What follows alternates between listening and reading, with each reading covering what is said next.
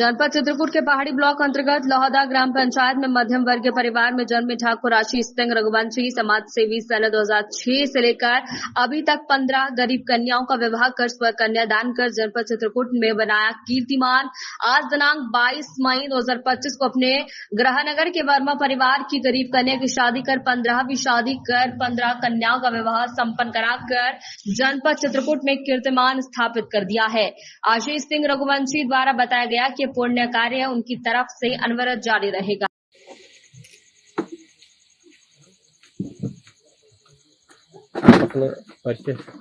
मैं आशीष सिंह रघुवंशी हूँ जी और ग्राम पंचायत लोहदा का निवासी हूँ, ब्लॉक पहाड़ी जनपद चित्रकूट। आज जो आप इस कन्यादान किए हैं, ये जो है लड़की का क्या नाम है, कौन है और कहाँ की है? ये मेरे ग्राम पंचायत लोहदा की बिटिया हैं जी। इनका नाम संगीता है जी। और शादी इनकी हो रही है मानिकपुर तहसील के अंतर्गत अग्रहुड़ा गांव में जी। और जो लड़का है उसका नाम है लवलेश जी।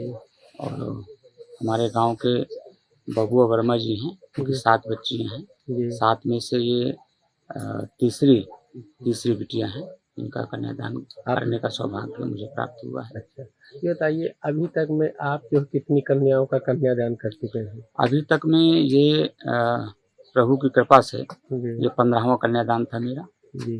और ईश्वर से यही प्रार्थना है कि ये क्रम चलता रहे। अच्छा, ये बताइए आप मतलब गांव की ही कन्याओं का कन्यादान करते हैं कि और कहीं मतलब जो है? गांव का भी करते हैं और जनपद स्तर पर जहां भी। अच्छा, बतौर जनपद चित्रकूट के अंतर्गत गांव में तो ये तीसरा कन्यादान है जी। और बाकी शेष जो 12 कन्यादान है वो गांव के बाहर हैं। अच्छा, तिरहार क्षेत्र में भी हैं, करबी मुख्यालय में भी हैं जी। और इस तरह से ये सेवा ज्यादातर पहाड़ी ब्लॉक में है और करबी ब्लॉक में भी। नहीं तो आपके पास ये जो है जुनून कैसे उत्पन्न हुआ कि मुझे जो है बच्चियों का कन्यादान करना चाहिए? इसलिए में पहला जो कन्यादान हमारा हुआ था 2006-07 के वित्तीय वर्ष में, मैं यहाँ गांव में ही छोटा मोटा काम करता था तो वो साइड में मेरी बिटिया काम करती थी, विश्वकर्मा बिरादरी की थी और उसके चूंकि माता पिता नहीं थे तो वो कन्यादान करने का मैंने संकल्प किया था और वो संकल्प फिर क्रम बन गया और वो निरंतर ये 15वां कन्यादान हो गया। अच्छा, मतलब इस जो कार्य को करते हुए आपको लगभग कितने वर्ष हो गए?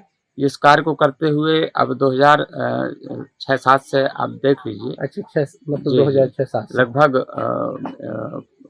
18-19 साल हो गए। अच्छा, और आपका बिजनेस क्या है?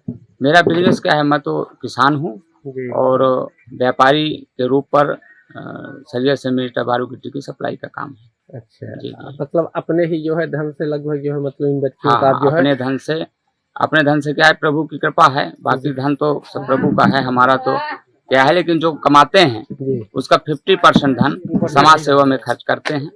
पहले तो मैं 80% धन समाज सेवा में खर्च करता था, लेकिन 2008 में जब मेरी शादी हो गई तो उसके बाद से अब चूंकि 50% घर परिवार चलाने के लिए खर्च करता हूँ और जो धन कमाता हूँ उसका 50% परिवार के लिए, जो मेरा व्यक्तिगत परिवार है, जिसको जो मेरे सहारे है, लड़के बच्चे परिवार माता जी, शेष 50% पैसा समाज सेवा में खर्च होता है कन्यादान के रूप पर।